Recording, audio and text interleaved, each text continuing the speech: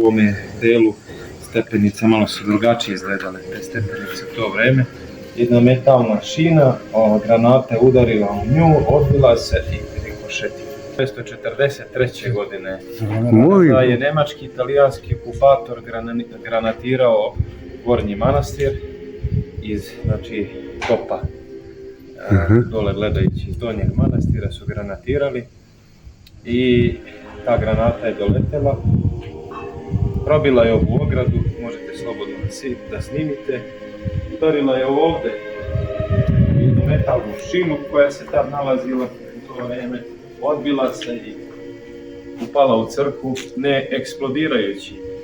Posle Drugog svjetskog rata vrlo ubrzo su i odneli na tu balističku ekspertizu i ustanovilo se da je ta granata bila apsolutno ispravna.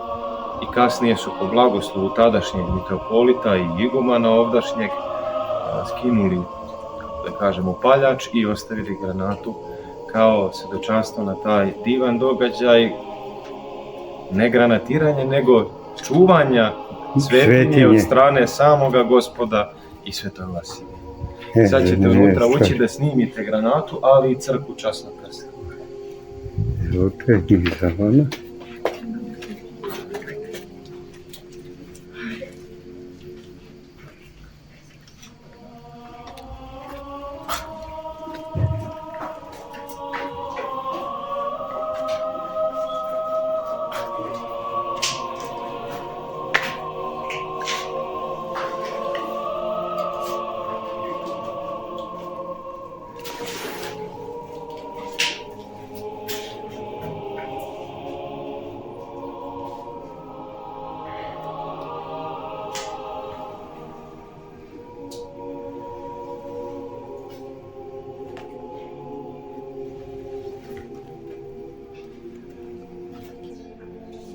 Ovdje gdje smo mi sada, čovjek drugačije diše, drugačije razmišlja, drugačije se osjeća se bolje.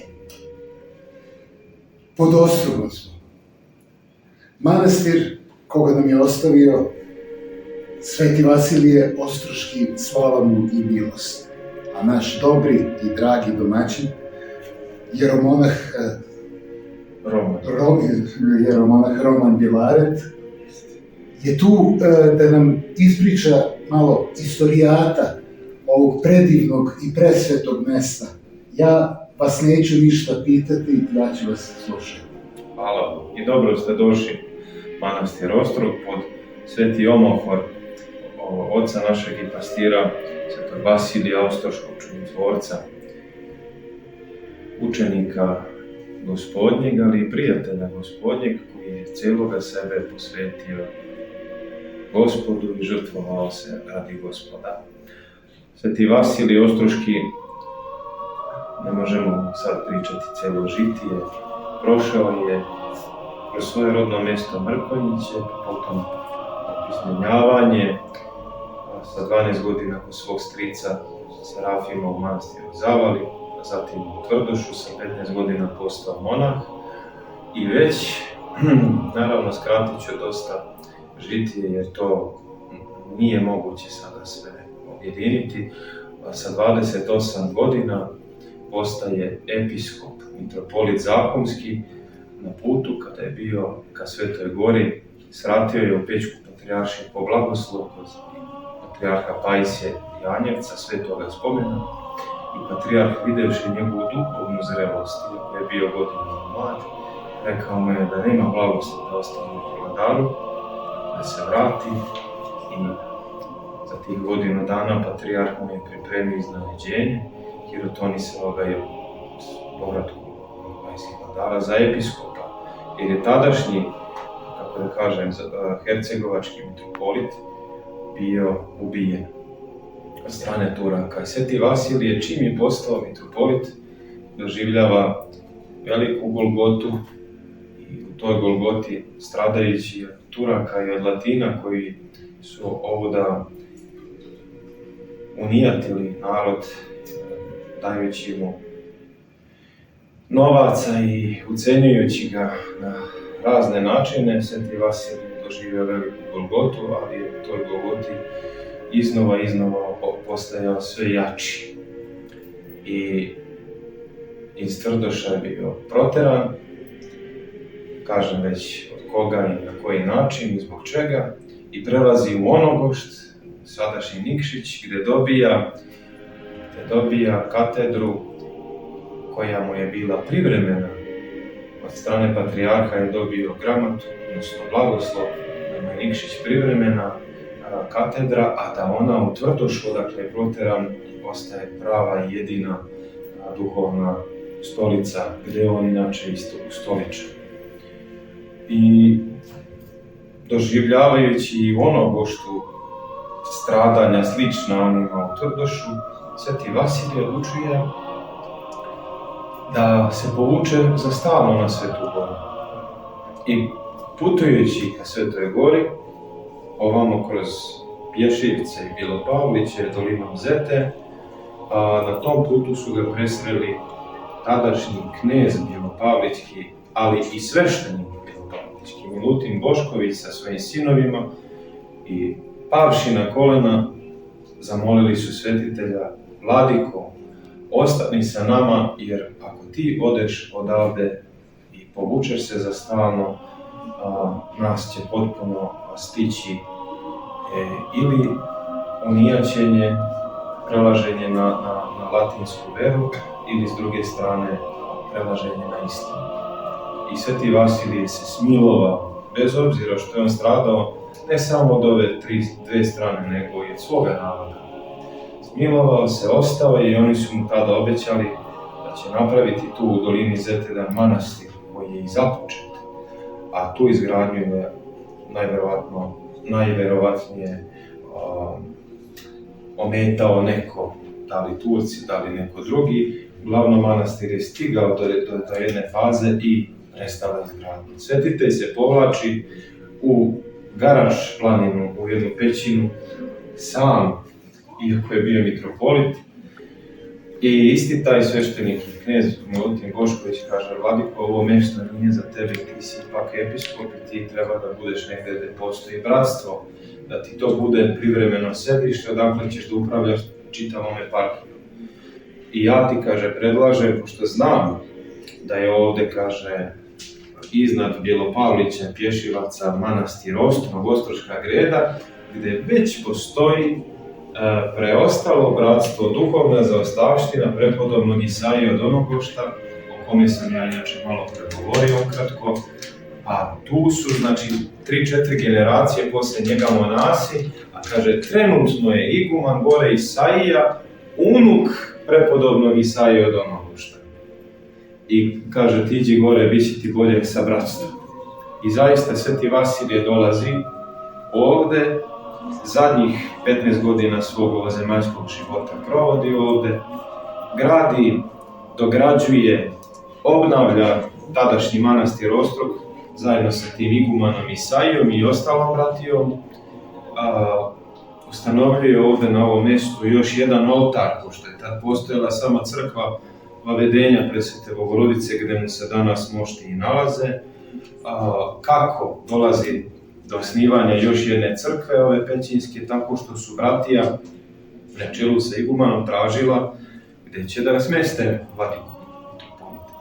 I oni su mu ponudili ovu pećinu kao neko mjesto koje je suvo, toplo. Tako on je rekao, meni ne treba taj luksus.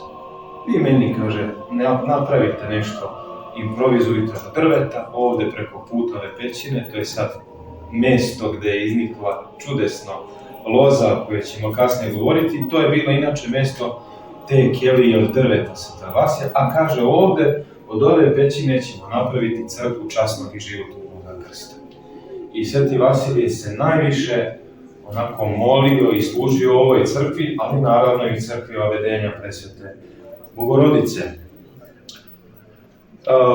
Tada je pozvao čuvene živopisce, sveštenika Jovana i pomoćnika mu Radola. I naravno Jovan je živopisao veći deo ovih fresaka.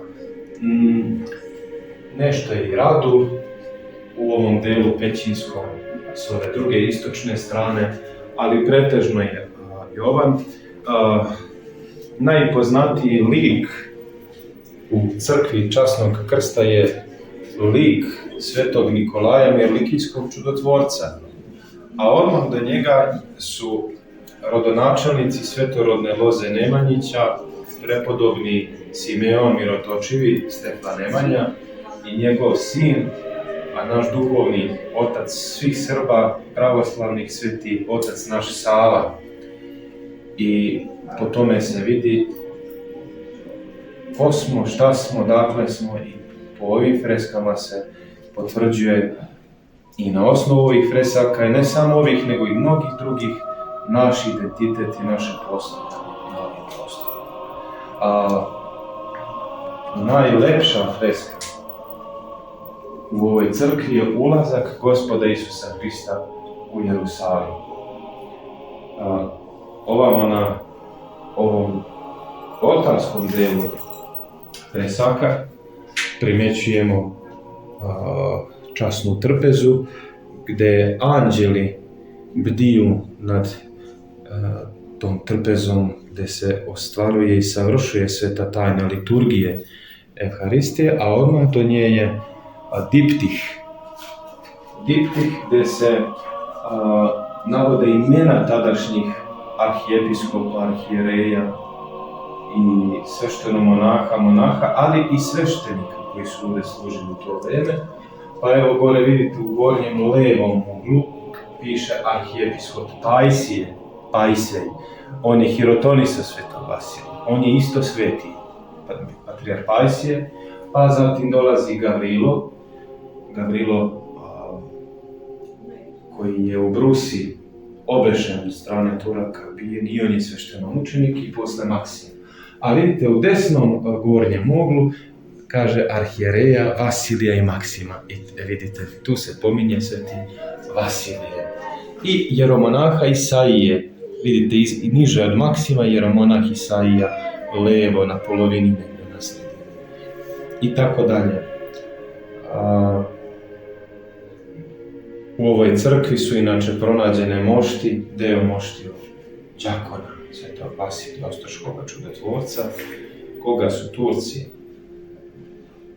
izmučili i onda su ga jednim kuršumom ubili. Taj kuršum je nađen zajedno sa tim svetim moštima, ali mu se ime ne zna zato što su sve do 1890. godine Turci spalili Ostroški arhiv. Mi mu ime ne znamo, ali mu se molimo kao svetom mučeniku đakonu svetog oca Vasilija. A ime je poznato Bogu, što je u suštini najbitnije. I evo ovoga dela, pričali smo malo pre tamo na terasi o ovoj granati. To je ta granata o kojoj smo govorili, koju su Italijani i Nemci upatali kao jednu od više granata uputili ka gornjem i donjem manastiru, i ova granata je da eksplodirala, ovdje bi bila devastirana i crkva i ispred crkve, tako da je Bog molitvama svetog Vasilija sačuvao, i to je jedno od mnogobrojnih čuda koje je sveti Vasilije silom Duha Svetoga učinio i u ovoj svetinji, ali i svuda gdje ga je narod cijelim svojim bićem i srcem priznao.